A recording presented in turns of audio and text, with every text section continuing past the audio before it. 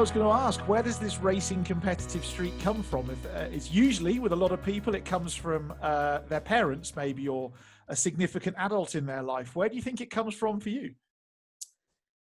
I don't know. I mean, I think for me, when I think of motivation, I think of it extremely intrinsically.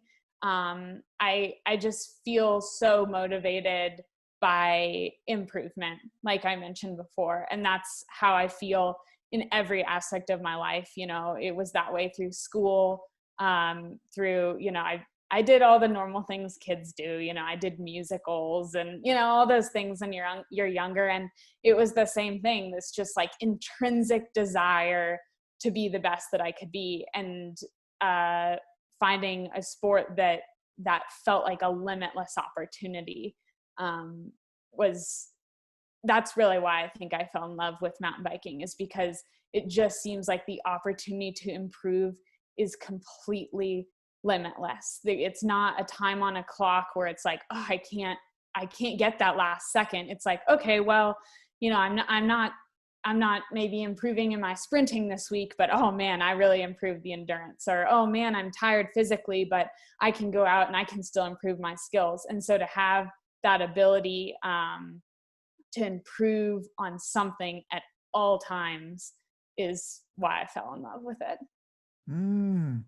Do you think, I've met two sorts of competitive people. So one of the kayakers I coached got an Olympic gold medal, and he retired about 3 months afterwards. And I said to him, "What are you going to do now?" And he said, "Oh, I'm going to grow a beard and get fat." That was his response. And yet there's other guys I know and girls I know who've been to World Cups, World Championships, who stuck with their sport for the rest of their days. Which camp do you think you'll fall into? Are you going to be a recreational off-road biker, or without the competition, will it lose its shininess?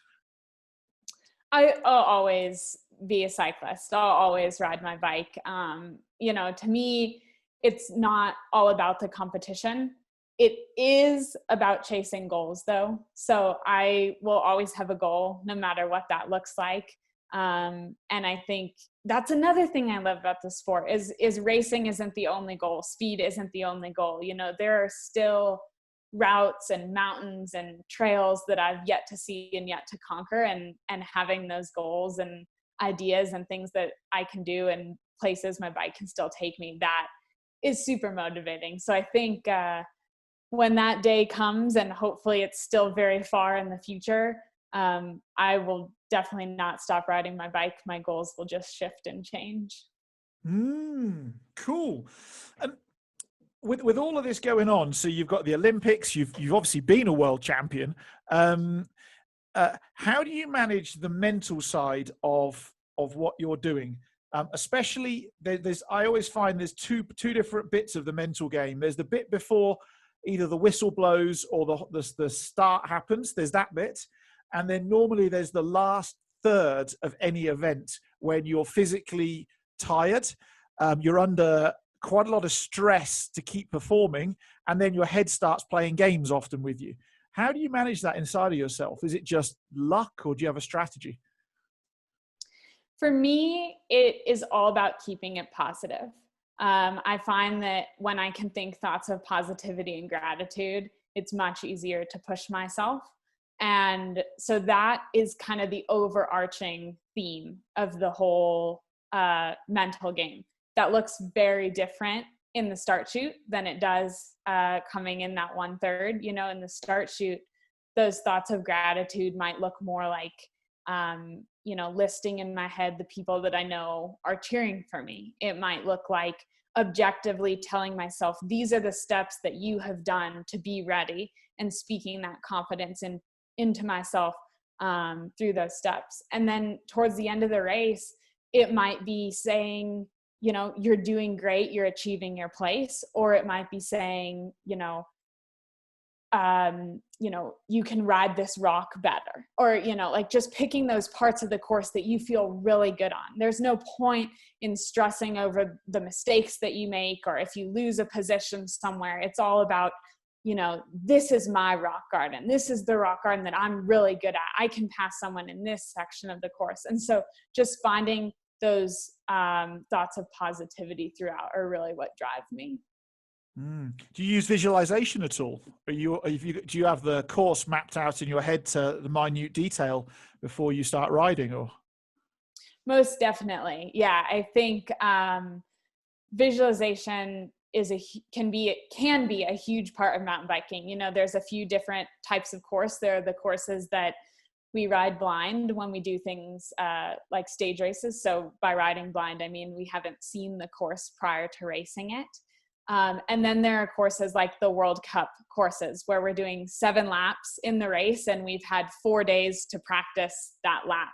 So in that case, visualization is huge because you don't want to ride something, an extraordinary amount of times before the race because you'll just fatigue yourself. So that's where, riding it a couple times really well and then continuing to visualize yourself riding that well can make a huge difference. And I've seen that from personal experience. There have been parts of the course that have intimidated me and maybe I only rode it well one time before the race, but laying in bed the night before is something I can visualize myself riding it 20 times. And I've seen it work. I think visualization sometimes gets this weird, like, does it actually do anything?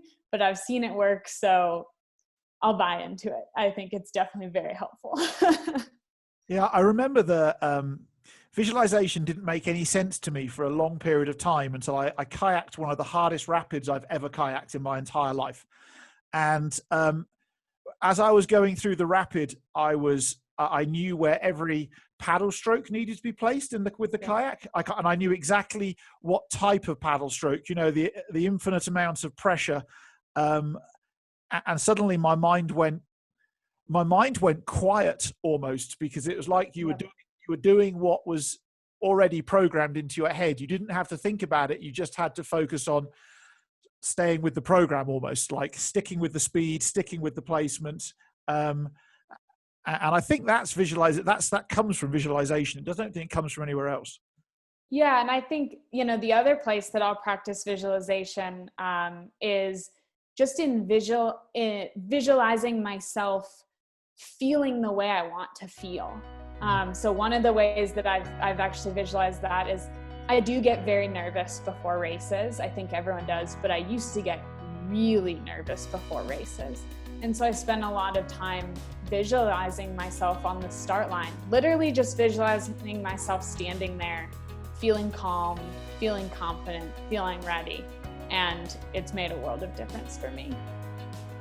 Yeah, because if you start off with that in mind, and that's how you actually feel, the rest becomes much, much simpler, doesn't it? Most definitely.